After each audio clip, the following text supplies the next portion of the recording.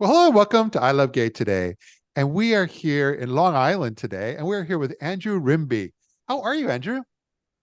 I'm really good, Matt. Yeah, thanks for inviting me to I Love Gay today. Oh, absolutely. But I love what you do. I've been following and watching some of the with your podcasts and so forth online. And it's called Ivory Tower Boiler Room. But yeah, tell us a little bit about that. Where'd you come up with this name? Yeah, thanks. Well, it's been 2.5 years since I created the Ivory Tower Boiler Room, and Yeah. it all began during those distressing times of the pandemic that I think a lot of us are trying to muddle our way through, reflecting back to 2.5 years ago. And it seems like a fog, but what was exciting is during that distressing time, there was also the other side, which is I, like others, were trying to just figure out how to get conversations because there was no more university workplace situations. There weren't those spontaneous conversations. So I found podcasting as a platform just to write to, do emails. I started just following comedy podcasts, entertainment podcasts. Um, but what I really wasn't finding were literary podcasts. Yeah. And that's where I decided, wait, I keep hearing these ads for Anchor, which is a podcast platform. And I was like, wait, let me see. How hard is it to edit podcasts? And I realized I could easily just put out audio without doing all the technicalities that now are in the show, but we can get there. I mean, now I have sponsors and it's gone on a journey. But in the early days, it was just really the raw audio. Yeah. And I wanted to interview first academics and just have conversations about, okay, how are you sharing your work? And a lot of them were LGBTQ academics during the pandemic. How are you connecting to your community? What do you say? What are you teaching students? What are you reading? What are you listening to? So that was the origin. And it was really, I now am going to have my PhD by the summer. Um, but then I was in the midst of the dissertation, a PhD student. So the ivory tower is always looming in my mind. Yeah. But it felt that the boiler room was an apt metaphor since that's where everything, all the cogs and the machinery is. So I kind of put these two opposing forces together. So that's the ivory tower boiler room origin Wow. story. I love that. Well, I know Mm. that I've seen, and you kind of go across the board in terms of it's literary. Sometimes they're more artistic in nature, but you've really gotten some amazing interviews put together that you kind of. And for me, what I would say is you do a great job of bringing their voices to the forefront or bringing their voices to light. Well, that is means a lot. So thanks, Matt. That's been the mission. I actually have a theater background, Wow. which definitely speaks to podcasting and hosting. I'm sure you also have a rhetorical experience, but it's exciting to have grown that network. So you're right. Now interviews can range in episodes from someone who's on Playboy in a Playboy spread who's a female journalist, my friend Taylor Ferber, who's also a podcaster. She has a Cancel Me Baby show, so she does all pop culture. And Yeah. then it also can be having New York Times bestselling authors, which we have. We have Broadway performers, Broadway scholars, and then once in a while I'll still have an academic on from more of that ivory tower Yeah. experience. But those are really enjoyable to me because I get to have them break down their language, and Yeah. I always find each conversation presents a different dissection of knowledge, which is what I always love about the show. Is it's really all of my passions, all my passion projects, and it's a type of classroom that I've created that's free to the public. I Yeah. mean, we have a Patreon and we have other ways of getting funding through sponsorships, but ultimately the goal is still there, which is these are open conversations that you're not going to get behind a paywall. Yeah. No, I love that.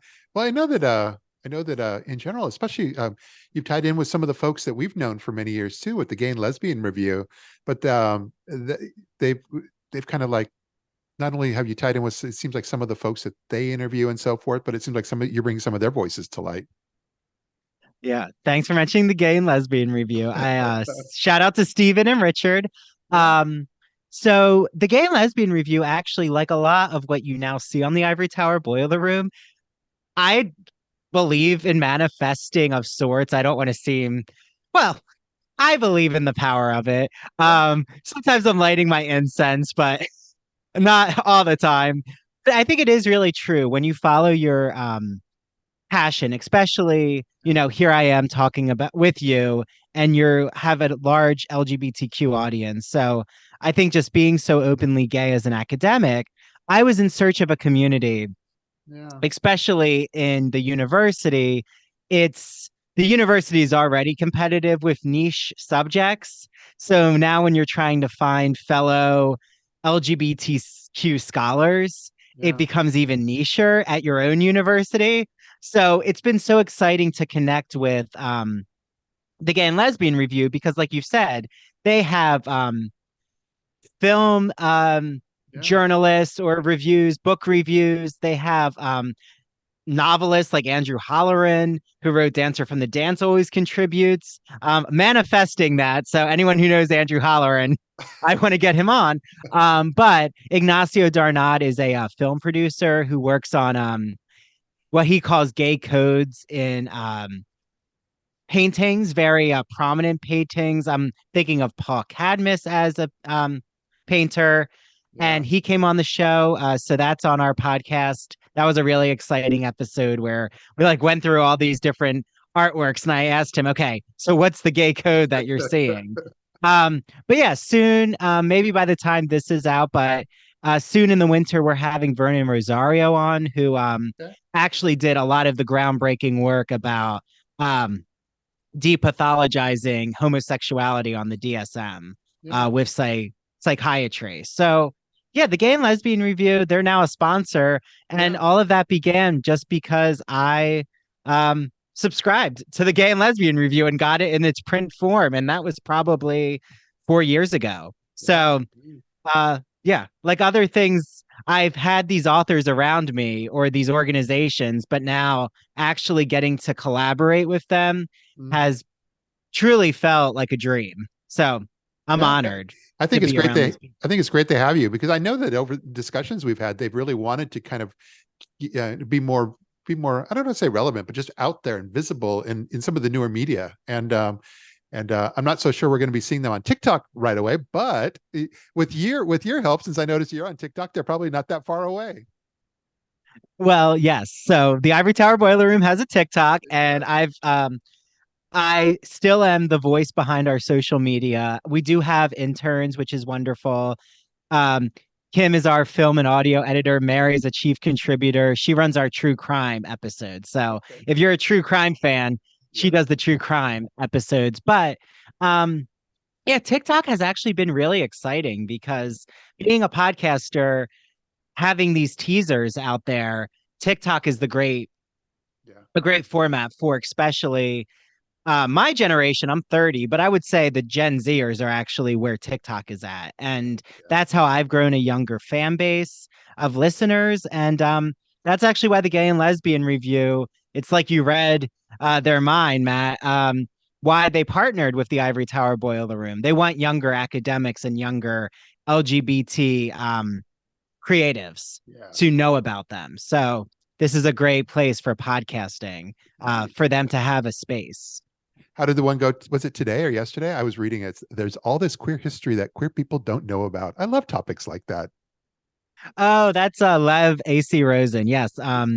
He wrote Lavender House, and he takes his novel's title. It's a noir novel. So it begins as a Agatha Christie type murder mystery where all the characters um are in a house, in the Lavender House.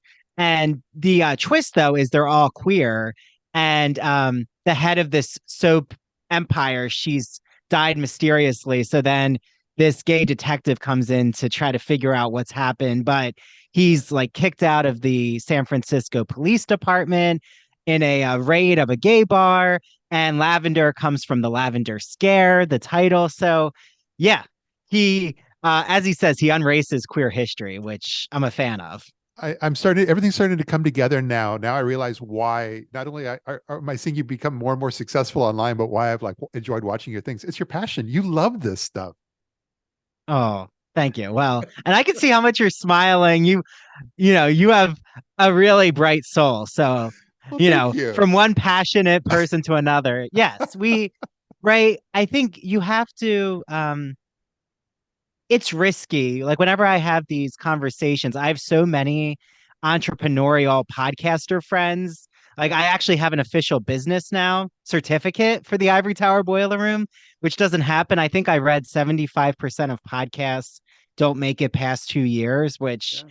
you know, they're still out there. So please listen to those podcasts. But right, try to create a business, an entrepreneurial business from scratch. Yeah. It's laying that groundwork and knowing it's not going to take off right away. And that was always something where I'm glad it's this um humanities um side project I do, and that everyone who works with us in the Ivory Tower Boiler Room Yeah. um, has other humanities businesses or marketing businesses they work in. So it's a great complement to our lives. And I think being an academic, this is just so fruitful because Mm. I continue to use po- um, all of the research I do for the podcast in my own academic writing when I'm writing about Whitman and queer theory. I Yeah. mean, Yeah. there's so many authors I've interviewed who I then put into my research.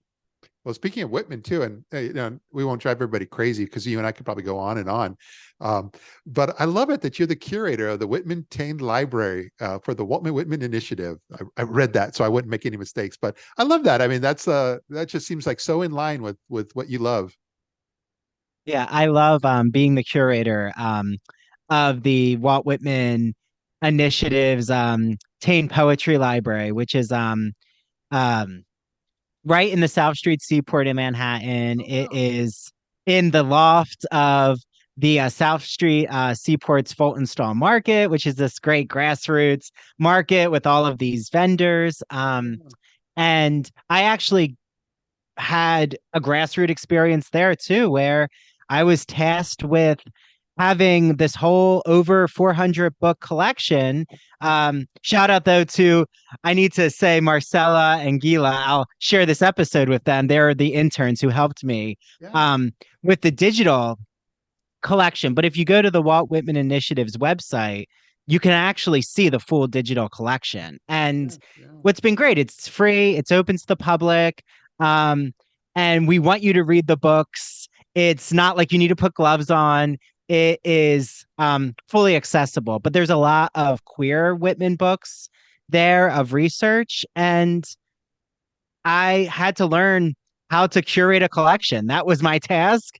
Yeah. I now can say that I've learned those skills, and I get to consult with those who are interested in um, why Whitman is just such a figure of um, understanding homoerotic poetics, especially. I mean, that's my passion, but bringing America's dilemmas to the forefront. Mm. And he gets himself um, wrapped up in controversies too. And he's not scot free from all of that. But I always say, like so many of us, um, we all have our different sides and personas, and we're not always 100% free from controversy. Yeah. Yeah. Well put.